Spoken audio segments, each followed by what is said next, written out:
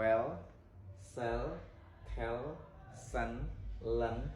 បាទសូមជម្រាបសួរអ្នកទាំងអស់គ្នាសុខសប្បាយជាទេថ្ងៃនេះ Hello everybody how are you today បាទថ្ងៃនេះខ្ញុំបាទ Mr. សំសុធាសូមកាត់អនុញ្ញាតចូលខ្លួនមកបង្រៀនភាសាអង់គ្លេសថ្នាក់ដំបូងទៀតហើយថ្ងៃនេះយើងរៀនមេរៀនទី4បន្តបាទតកតងនឹងស្រៈហើយស្មើនឹងអក្សរខ្មែរស្រៈអីណាបាទហើយវីដេអូនេះផងដែរខ្ញុំបាទសូមអធិស្ឋានទុកជាមុនបាទធ្វើទៅមានការខុសឆ្គងយ៉ាងណាហើយវីដេអូនេះគឺបង្រៀនអំពី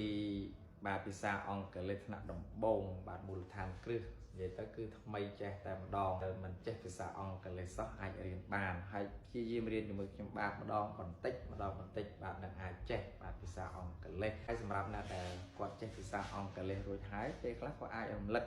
បាទសារឡើងវិញបាទវាគឺសំខាន់គ្រឹះបាទកាលណាយើងកែគ្រឹះហើយងាយស្រួលណាអត់ហើយយើងច្បាស់តែម្ដងកាលណាយើងច្បាស់គ្រឹះហើយកុំឲ្យខាតពេលវេលាសូមការអនុញ្ញាតយើងចូលមេរៀនតែម្ដងហើយបាទមុននឹងចូលមេរៀនខ្ញុំបាទសូមរំលឹកបាទមេរៀនចាស់ពីម្សិលមិញបាទគឺយើងរៀនអំពីស្រៈអីគេអ្នកទាំងអស់គ្នាបាទម្សិលមិញយើងរៀនអំពីស្រៈ A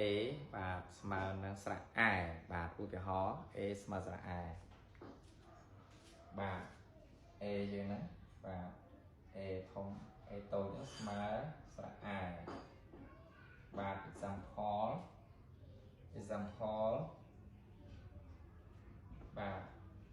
សាទនេះស្រៈ A ស្មើស្រៈ A សាទបាទពិបាកចិត្តបាទយើងស្មើមកនេះសសបាទបូកស្រៈ A បាទនេះបូកស្រៈ A D នេះស្មើអក្សរដបាទបូកនឹងដបាទស្មើសអាសាទពិបាកចិត្តបាទ easy តែម្ដងពេលដែលយើងចំណាំអស់ទៅយើងយកមកគុំយកគ្នាមកប្រកបបានហើយ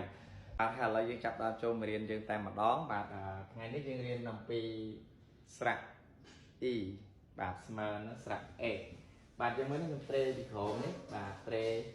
ពីក្រោមនេះគឺស្មើនឹងស្រៈ A ទាំងអស់ណាបាទងាយស្រួលតែម្ដងបាទឥឡូវយើងកុំឲ្យខាត់ពេលតោះអានទាំងអស់គ្នាបាទជំនួសឧទាហរណ៍បានឆាប់យល់ល្អឬសុខសប្បាយអានថា well ខ្ញុំសុខសប្បាយជាទេ I am very well លក់បាទ sell ខ្ញុំចង់លក់ឡានខ្ញុំចេញ I want to sell my car ប្រាប់ខ្ញុំឲ្យត្រង់មក tell me the truth ផ្ញើទៅ send ផ្ញើវាឲ្យខ្ញុំមក send it to me ឲ្យខ្ចី lend ឲ្យខ្ញុំខ្ចី$10សិនមក lend me $10 please សូមអង្វរ back ខ្ញុំសូមអង្វរពីអ្នកផង I beg your pardon បាទហើយមេរៀនដែលខ្ញុំបាទធ្វើនៅថ្ងៃនេះមានតែប៉ុណ្្នឹងទេដើម្បីចេះពាក្យហើយចេះនិយាយចេះប្រយោគសូមអានទៅអានមកហើយរៀនចំណាំផងណាគឺស្រៈ E ស្មើនឹងស្រៈ A បាទ well sell tell send lend បាទអរគុណសូមជម្រាបលាបាយ